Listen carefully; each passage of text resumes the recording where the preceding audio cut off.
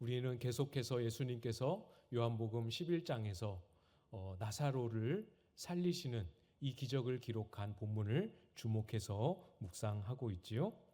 지난주에는 나사로가 죽게 되었다, 죽을 병에 걸렸다라는 소식을 들으시고도 이틀을 더 유하셨던, 더 머무르셨던 예수님에 대해서 묵상했습니다. 그 이후에 베다니로 출발하셨죠. 출발은 하셨지만 이미 나사로는 세상을 떠났습니다. 예수님도 그 사실을 알고 계셨어요. 그래서 출발하시는 그 여정에 분명히 말씀하셨습니다. 나사로가 죽었다. 근데 그 말씀을 하시면서 15절 말씀에 보면 그 말씀과 바로 이어서 이렇게 말씀하십니다. 내가 거기 있지 아니한 것을 너희를 위하여 기뻐하노니 이는 너희로 믿게 하려 함이라. 그러나 그에게로 가자 하시니. 어떻습니까? 예수님의 의도는 우리가 압니다. 알고는 있지만 그래도 나사로가 세상을 떠났잖아요. 마리아와 마르다는 사랑하는 가족을 잃지 않았습니까? 그런 상황에서 기쁨이라는 단어를 쓰시는 것이 못내 우리의 정서에서는 부담이 좀 되는 게 사실입니다. 그러나 여러분, 또 다른 한편에서 보면 우리 주님께서 그런 부담이 있음에도 불구하고 그렇게 말씀하시는 데에는 틀림없이 그럴 만한, 또 충분히 우리가 내용을 알면 납득할 만한 이유가 있겠구나. 우리가 또 한편으로는 그렇게 생각할 수 있지 않겠습니까? 나사로에게는 세상을 떠나는 아픔이 있지만 이를 통해서 우리에게, 또 그 가족에게, 많은 사람들에게 아주 특별한 일을 행하실 것입니다. 그 전까지는 믿을 수 없었던 것을 믿게 하시고, 그 전까지는 믿음의 내용에 절대로 들어올 수 없었던 것을 믿음의 영역 안에 들어오게 하시고 믿음으로 소화하게 하시는 이 일을 주님께서 계획하시고 또 이루실 것입니다. 이것을 바라보시면서 주님께서는 기쁨을 말씀하고 계시죠. 주님께서 기뻐하신다라고 말씀하셨으니까 이것이 어느 때에든 또 어떤 모양으로든 우리에게도 전하여지고 우리에게도 그 기쁨을 누릴 수 있도록 하지 않으시겠습니까? 주님께서 말씀하셨으니까요. 그것이 반드시 우리에게도 주어지리라 믿습니다. 오늘 본문을 통해서 그 내용을 우리는 발견하게 되는데요. 예수님은 베다니에 도착하셨습니다. 17절 말씀해 보시면 예수께서 와서 보시니 나사로가 무덤에 있은지 이미 나흘이라. 예수께서 와서 보셨습니다. 성경에서 하나님이 그 백성을 보신다 할 때에는 그냥 보는 게 아니다라는 거 여러분 알고 계십니까? 앞서서 말씀드린 적이 있습니다. 그냥 보시는 게 아니고 보셨다 하실 때에는 목적하셨던 예수님이 계획하셨던 그 일을 이제 비로소 시작하신다라는 의미가 담겨 있는 표현이에요. 그래서 출애굽기에 이스라엘 백성들을 그 고통 가운데 애굽의 종살이하는 가운데에서 건져내시기 전에 모세를 부르시죠. 모세를 부르실 때에도 이렇게 말씀하십니다. 출애굽기 3장 7절에 여호와께서 이르시되 내가 애굽에 있는 내 백성의 고통을 분명히 보고 그들이 그들의 감독자로 말미암아 부르짖음을 듣고 그 근심을 알고. 여기에는 세 가지로 나오죠. 보시고 또 들으시고 또 아신다 이렇게 말씀합니다. 이 세 가지 모두 이스라엘 백성들의 형편과 처지를 몰랐다가 이제 처음 알고 듣고 보셨다 그런 뜻이 아니고 이제 그들의 고통을 푸실 하나님의 계획을 비로소 시작하실 때가 되었다라는 것을 말씀하는 표현이지요. 다시 본문으로 돌아와 보면 예수님은 베다니에 오셨고 베다니에서 보셨습니다. 그런데 무엇을 보셨지요? 누굴 보았다고 기록하고 있습니까? 무덤에 있은 지 이미 나흘이나 지난 4일이나 경과된 나사로를 보셨다. 이렇게 말씀합니다. 장례식장을 한번 여러분 떠올려 보십시오. 떠올리셨습니까? 그 장례식 상황을 염두에 두고 우리가 생각을 해보면 예수님께서 나사로를 보셨다 하는 이 말씀은 사실 그렇게 자연스럽거나 맞는 표현이 아닙니다. 예수님께서 오셔서 보셨다라고 기록을 하려면 누굴 보셨다고 하는 게 맞겠습니까? 장례식장에 우리가 이렇게 조문하러 가면 누굴 만나러 갑니까? 아무리 이 소천하신 고인이 나와 가까운 관계에 있다 하더라도 그 유가족들과 상주를 내가 그전에는 알고 지내지 않았다 하더라도 우리가 빈소에 가서는 누구와 만나고 인사하고 위로를 나눕니까? 유가족을 만나는 거죠.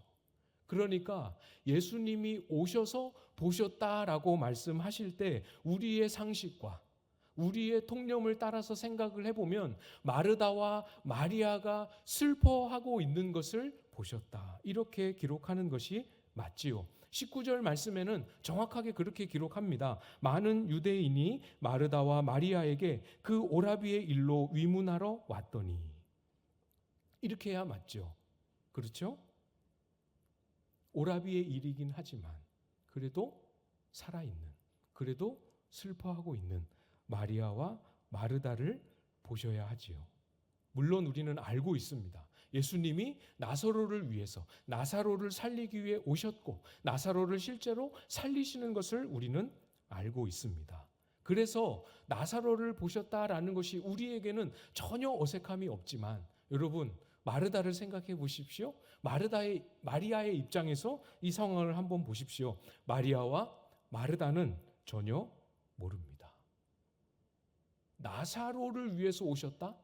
나사로를 살릴 계획을 하고 계신다? 상상도 못할 일이지요. 마르다는 그리고 마리아는 예수님이 오셨다는 소식을 들었을 때 무엇을 위해 오셨다고 생각했겠습니까? 다른 19절에 기록한 다른 유대인들처럼 우리를 위로하기 위하여 죽은 나사로로 인해 슬퍼하는 우리를 위로하기 위하여 오셨다. 이렇게 생각하고 있습니다. 그래서 예수님을 맞이하러 나온 마르다는 정확하게 자기들을 위해 오신 예수님을 향한 믿음을 고백하고 있죠. 21절, 22절 말씀입니다. 여러분이 한번 읽어주시겠습니까? 21절, 22절 시작.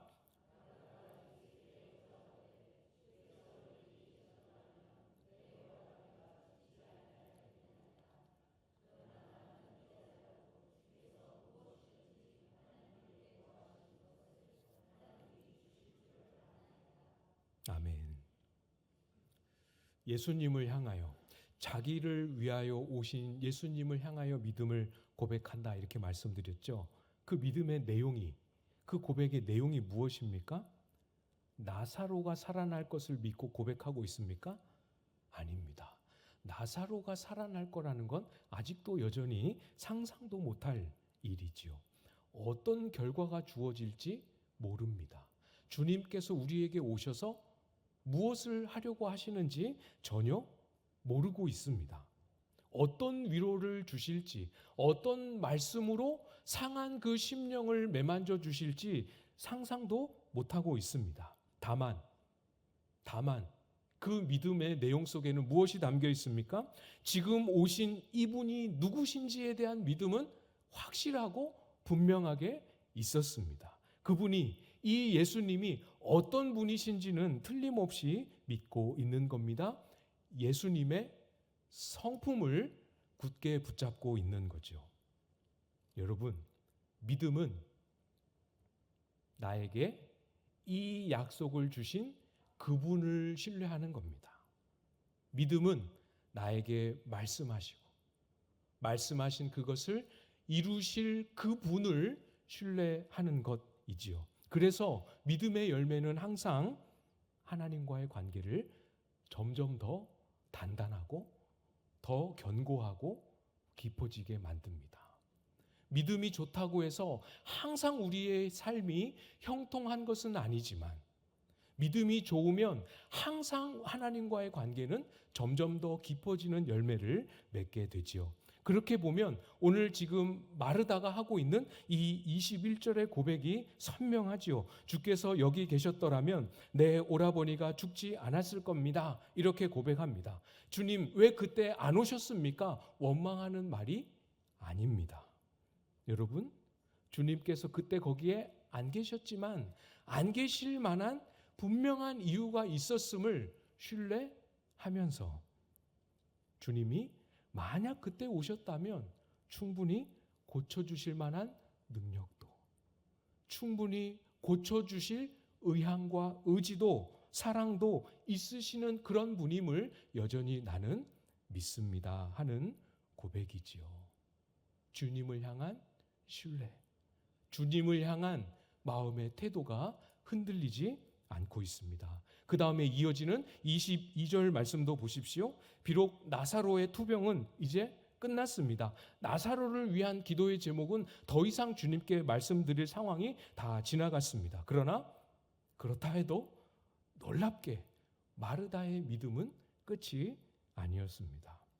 고백하고 있지요. 이제라도 주님께서 하시는 일, 하나님께 구하여 이루어 주실 일, 그게 뭔지는 모르지만 그 일을 생각하시고 그 일을 계획하시고 지금 이때에 오셨다라는 것을 딱 믿고 그것을 소망하고 기대하고 있지요. 어떤 방식인지는 모릅니다. 어떤 내용일지도 모릅니다. 그렇지만 지금 상실의 아픔과 가족을 잃은 고통 가운데 있는 마르다와 마리아를 위해서 주님께서 분명히 무언가를 예비하시고 오셨다. 그것이 주님의 예비하심이면, 그것이 주님이 하신 일이면 틀림없이 나를 위한 최선일 것이다. 이것을 믿고 고백하며 간구하고 있는 거죠. 여러분, 그게 무엇이든 주님께서 나를 위해 하신 일이라면 그것이 나에게 최선의 사랑이다 라는 사실 신뢰하셔야 합니다. 신뢰하십시오.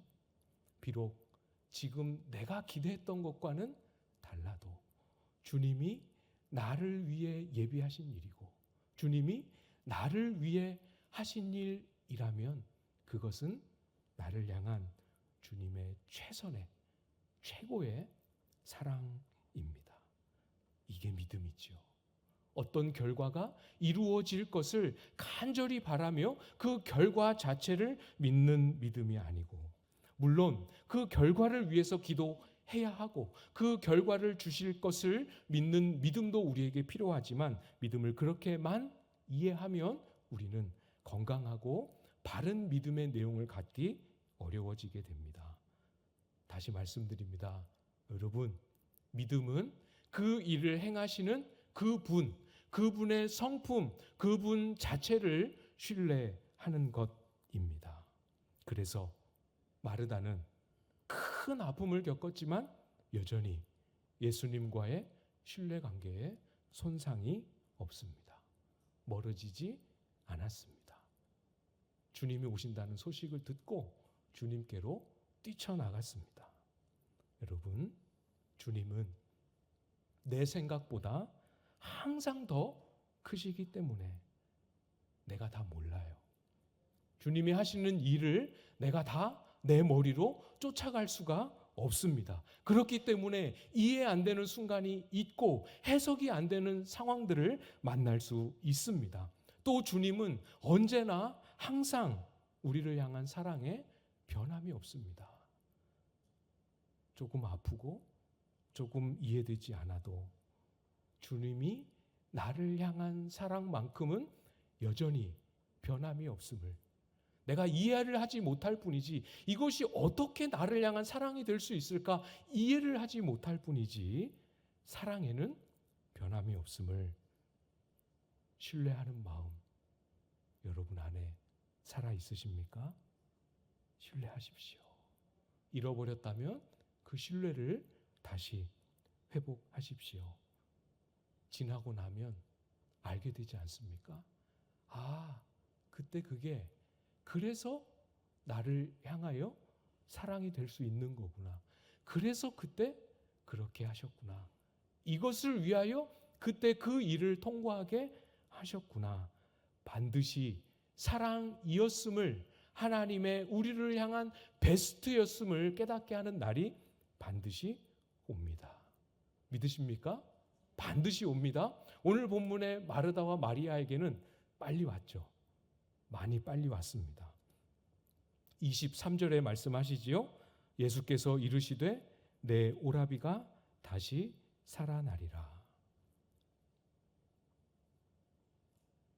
마르다도 마리아도 똑같이 얘기했어요. 뒤에 마리아도 똑같이 얘기합니다. 주께서 여기 계셨더라면. 원망이나 믿음 없음이 아니고 여전히 주님을, 이해는 안 되지만 여전히 주님을 신뢰하는 가슴 아픈, 가슴 저린 믿음의 고백이지요. 마리아와 마르다에게는 최선의 고백입니다. 그렇죠? 마르다와 마리아가 할 수 있는 최선의 믿음의 고백, 이 고백을 주님께서 바꾸어 주십니다. 주님이 여기 계셨더라면 이 아니고 주님이 여기 계시지 않았던 덕분에 이렇게 고백할 수 있는 일을 주님께서 준비하시고 이제 시작하시는 거죠. 똑같은 일이지만 상황이 달라지고 해석이 달라지고 바라보는 빛이 달라지게 됩니다. 주께서 여기 계셨더라면 내 오라버니가 죽지 아니하였겠나이다. 할 수 있는 최선의 고백이었지만 믿음의 한계를, 그 한계를 넓히십니다.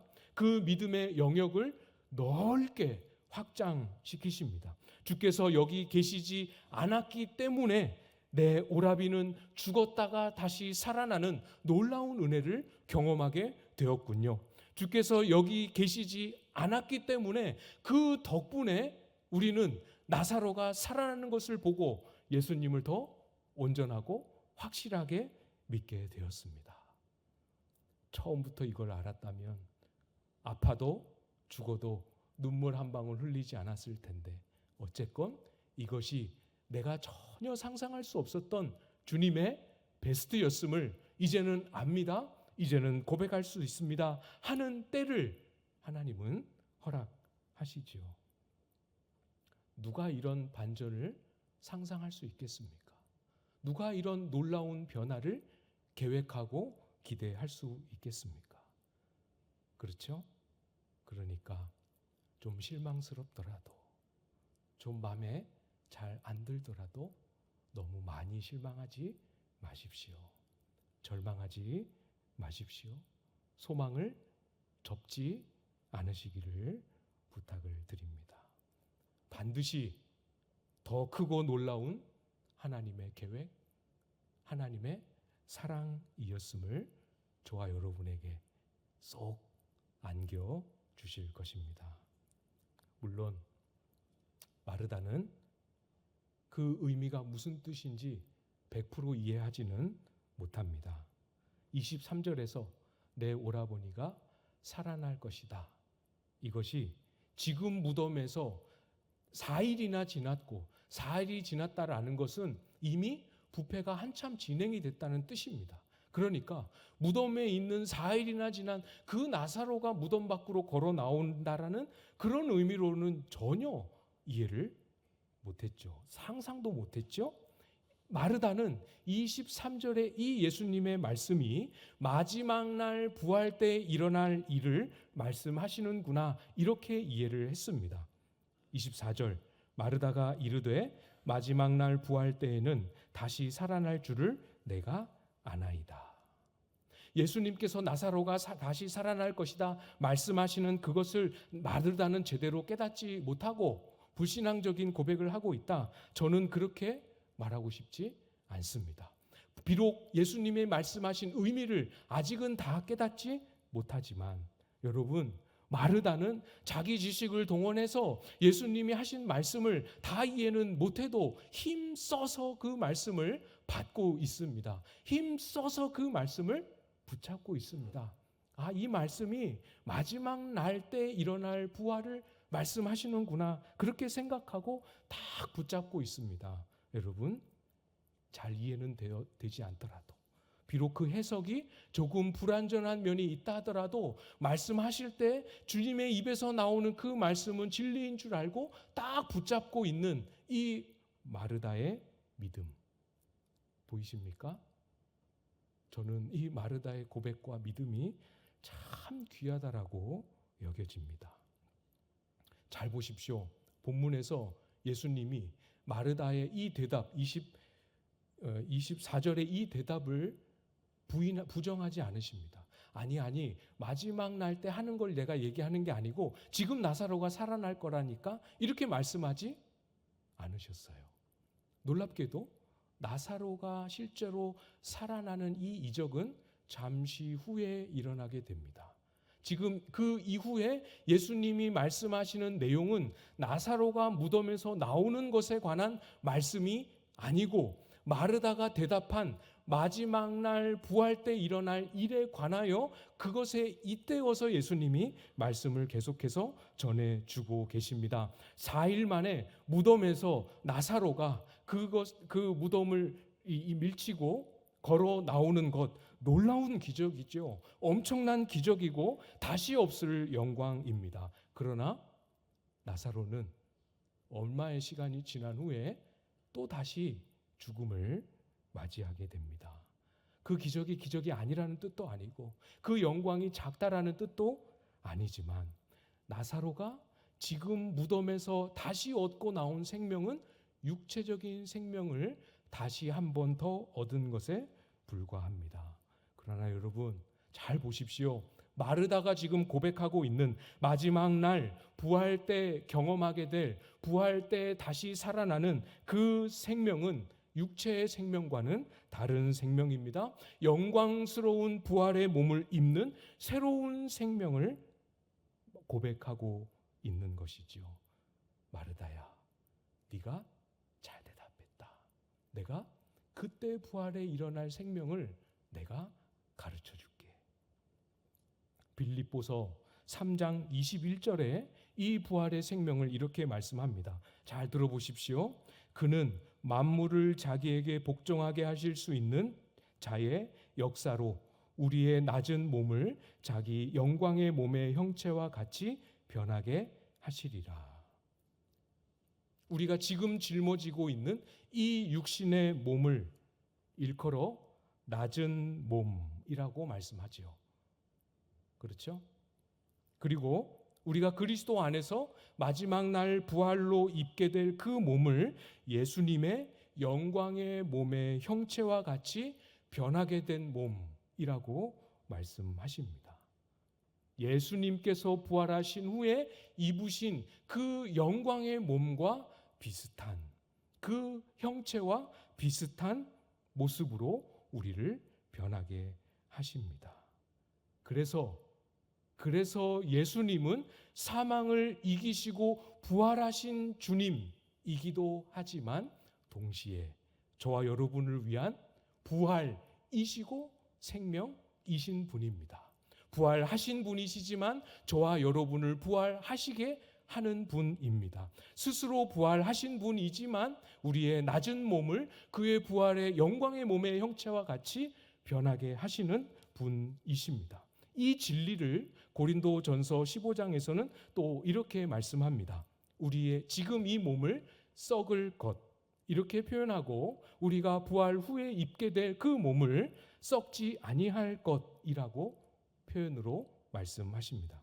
고린도전서 15장 52절 말씀에 나팔 소리가 나매 죽은 자들이 썩지 아니할 것으로 다시 살아나고 우리도 변화되리라. 썩지 아니할 것으로 다시 살아날 것을 말씀함입니다. 여러분, 지금 이 몸과 아주 다른 영광스럽고 영원한 몸으로 부활합니다. 그래서 그 고린도전서 15장 그 문맥에 54절에 가면 이렇게 말씀하지요. 이 썩을 것이 썩지 아니함을 입고 이 죽을 것이 죽지 아니함을 입을 때에는 사망을 삼키고 이기리라고 기록된 말씀이 이루어지리라. 그냥 우리의 몸이 영광스럽게만 변하는 것이 아니라 그 부활의 몸을 입는 그 순간부터는 우리의 생명이 사망을 삼켜버립니다. 저와 여러분에게 이루어진 생명이 사망을 이기는 그 약속을 드디어 우리의 몸속에 이루어지고 성취됨을 경험하게 됩니다.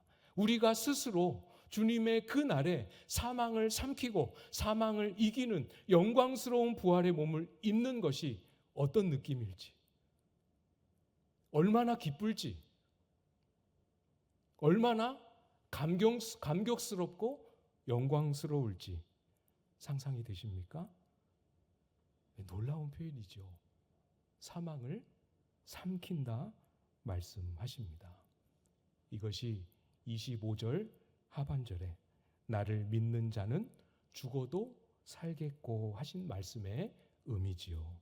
나사로가 다시 살아서 나온다 이걸 말씀하시는 게 아니고 우리 속에 믿는 자 속에 사망을 뚫고 일어서는 역사가 진짜로 일어나게 될 것이다 말씀하십니다. 믿으십니까? 정말로 믿으십니까? 여러분이 이미 천국으로 먼저 환송해드린 떠나보낸 여러분의 사랑하는 가족과 지체들이 정말로 주님의 나팔 소리가 울려 퍼지는 그 날에 다시는 볼 수 없었을 것 같았던 내 머릿속에는 그때 아팠을 때의 모습, 그때 병약하셨을 때의 모습, 그 모습이 마지막 기억인데 놀랍게도 주님의 나팔 소리와 함께 다시 볼 수 없을 것 같았던 그 가족의 얼굴을 가장 영광스럽고 상상치 못했던 존귀한 모습으로 다시 만나게 됩니다. 무덤을 뚫고 일어서는 모습을 사망을 이기고 일어서 있는 모습을 보게 될 것입니다. 그 날을 진짜로 확신하고 진짜로 소망하고 계십니까? 26절에 오늘 본문 26절에 살아서 나를 믿는 자는 영원히 죽지 아니하리니 하신 말씀도 그런 의미죠. 앞에 있는 25절 하반절에 있는 말씀과 죽어도 살겠고 또 영원히 죽지 않고 이렇게 해서 앞에 있는 말씀과 어떤 형태로든 대조가 되는 것처럼 보이지만 사실은 같은 의미를 더 푸시고 더 설명하시고 강조하고 계시는 말씀이죠. 살아서 나를 믿는 자라는 말은 영원한 생명을 얻은 자, 곧 부활이고 생명이신 예수 그리스도를 믿는 자라는 뜻입니다. 생명을 얻은 자, 영원한 생명을 얻은 자, 부활이고 생명이신 예수 그리스도를 믿는 자는 사망을 이긴다 말씀하십니다. 이것이 저와 여러분에게 예비된, 약속된, 보증된 미래인 것을 정말로 여러분 마음에 잘 새기고 믿고 소망하실 수 있기를 바랍니다. 소망하십시오. 소망하십시오. 사망을 삼키게 하시는 그 영광스러운 순간을 직접 우리가 경험하게 될 때 얼마나 기쁠지, 얼마나 행복할지, 얼마나 영광스럽고 얼마나 감격에 넘친 찬송과 경배를 하나님 앞에 올려드리게 될지를 소망하고 상상하고 묵상하면서 힘겨운 육체를 아직 짊어지고 있어야 하는 이 땅에서의 삶을 승리하며 믿음으로 담대하게 살아내는 저와 여러분들 다 되실 수 있기를 주님의 이름으로 축복합니다.